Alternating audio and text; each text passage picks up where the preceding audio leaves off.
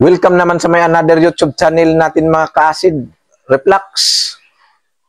Andito naman ako para ibahagi ang tungkol sa acid reflux. Kasi ang acid reflux kasi akala mo may malalang sakit tayo. Akala natin cancer na. Kasi ang atake kasi kakaiba ang atake. Kaya noon, yun ang naramdaman ko dati. Bali mga ka-acid, ang sintomas mga ka-acid, dati ako mga ka-acid, ang naramdaman ko ka-acid, kunting galaw lang, hinihingal na ako mga ka-acid. Mabilis akong hingalin. Pagkatapos mga ka-acid, hirap huminga mga ka-acid. Yun ang naramdaman ko. Yung hinga na putol-putol. Tapos babalik, tapos may mawala, tapos babalik na naman. Yun mga ka-acid. Tapos hindi na ako mga ka-acid, hindi na ako makalayo. Hindi na ako makapunta sa iba't ibang lugar. Dahil nga takot ang naramdaman ko na baka doon ako atakihin pag umalis ako. Pag ganito ako mga ka-acid dati, pag umupo ako, pag tayo, nahihilo. Sobrang hilo mga ka-acid. Kaya gusto ko matulog lang kasi hilo ang naramdaman. Tapos pagising ko, pag tayo, hingal ang naramdaman mga ka-acid. Halos araw-araw yan mga ka-acid na naramdaman ko mga ka-acid. Tapos yung tiyan natin mga ka-acid, kala ko dati parang hinuhukayan mga ka-acid yung mga ano natin, yung tiyan natin na parang kinukumot, kinukurot-kurot. Ganun ang ano mga ka-acid, naramdaman ko dati. Tapos dito, dibdib, parang may tusok-tusok dito. Tapos parang minsan, tusok-tusok, minsan masakit na mabigat na hirap hinga, ganun. Ganun mga ka-acid. Dati mga ka-acid, hindi ako makaalis magmotor ng malayo. Pero ngayon, kayang-kaya ko na yan mga ka-acid. Kahit pupunta ako sa ibang lugar, kaya ko na mga ka-acid. Dati, hindi ko kaya yan kasi nga ang sintomas mga ka-acid, grabe. Tapos mga ka-acid,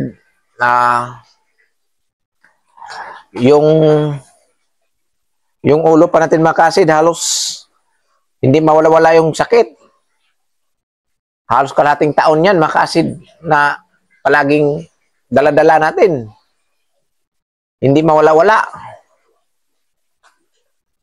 Tapos ang nasa isip natin palagi, negative, puro na tayo natatakot. Pag atake, gusto natin, kailangan may makatulong tayo sa atin kaagad.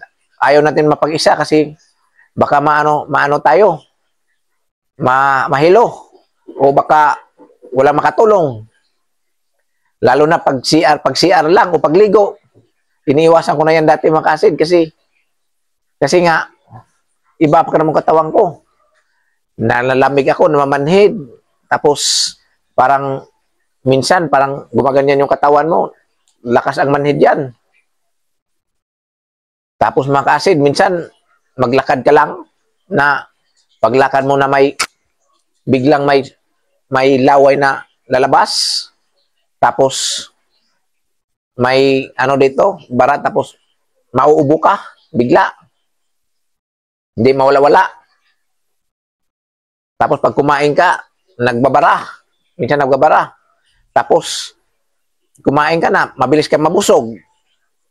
Tapos pagkain mo naman ulit ng ibang araw, minsan walang laman yung tiyan mo, nakakain mo lang, gutom na naman.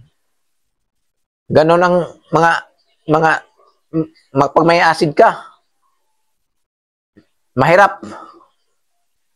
Mahirap siya pero kaya. Ano lang, wag lang tayong matakot.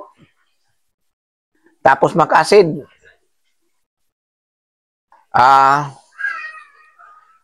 pag nagbiyahe ako dati, lalo na pag traffic, di na ako mapakali. Tapos lalo na pag mauksok, parang ano ako, para akong mahirap maghinga niyan. Tapos mawalan ako ng parang di ko kaya doon, pero na kaya ko. Ganon ako dati makasid. Parang ano ako dati, parang nawalan ako ng pag-asa sa buhay. No? Kasi, bakit sa dami-daming tao, bakit ganito ako, sila normal, parang hindi ko matanggap nung una. Ganon ako pag may nung nagkaroon ng acid. Pero nagkaroon na ako ng lakas dahil araw-araw akong nagdarasal na sinabi ko, kayo na po ang bahala. Lord, kung ano ang kapararan ko. Basta ako, gusto ko pang mabuhay. Kasi alam mo maka-acid, lalo na pag nag-isa ako, ano ako, parang pag tumingin ako sa paligid, parang walang gana, parang nakairita yung naramdaman ko na parang nawalan ka ng gana na, parang may pumapasok sa isip mo na, parang hindi na, wala nang, hindi na maganda yung buhay ko. Ganito, baka ito na katapusan ko. Ganun ang geared acid reflux, yung ano natin, mga isip natin. Tapos maka-acid, pag alam nyo maka-acid, may kausap lang ako, bigla akong mahilo na parang gusto akong umalis, ayaw ko magtagal kasi minsan ang isip ko parang tulala. Ganun. Tapos, pag naglakad naman ako, hilo na parang lumulutang na, parang lutang yung paglakad ko na minsan bigla akong biglang mawala yung isip ko tapos babalik, ganun ang naman pang-acid. Tapos dati wala na, ang laki ng pinayat ko maka-acid. Alam nyo maka-acid, laki ng pinayat ko. Sabi nila, anong nangyari sa mukha mo? Bakit nagkaganyan ka? Sabi ko, wala, nagkasakit lang ako, hindi ko alam kung bakit ganito ako.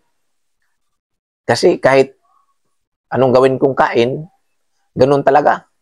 Halos yung ulo ko parang namamanhid na, mga mukha ko parang dito, ginaganyan na, mga acid. Ganun ang Pag ganito yung mga yung mga acid, mga sintomas nyo, alam na yan.